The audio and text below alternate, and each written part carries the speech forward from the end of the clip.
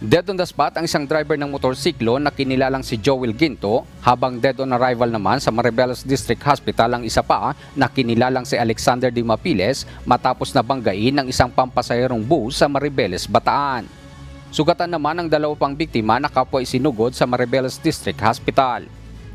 Batay sa investigasyon ng Maribeles Municipal Police Station, kapwa tinatahak ng mga ito ang daan patungo sa Maribeles Authority Freeport Area of Bataan galing sa Sigsag Road nang tangkaing magpalit ng gear ang pampasaherong bus na minamaneho ni Emiliano de Lara.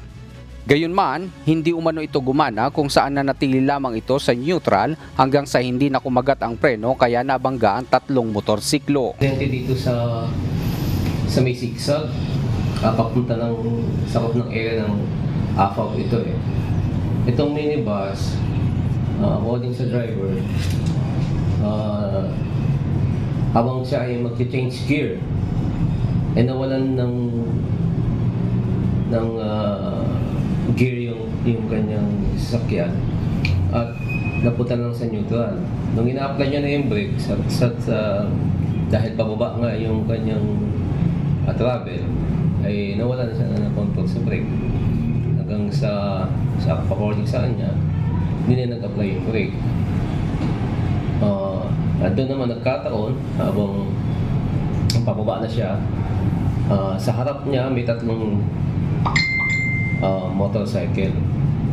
Yung dalawa sa motorcycle, yung driver nun, ay yung isa on the spot na patay.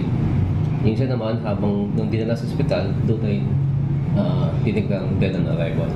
Nasa kustodiya na ng Maribeles Police ang driver ng bus at maaharap sa kasong reckless imprudence resulting in double homicide, physical injury and damage to property.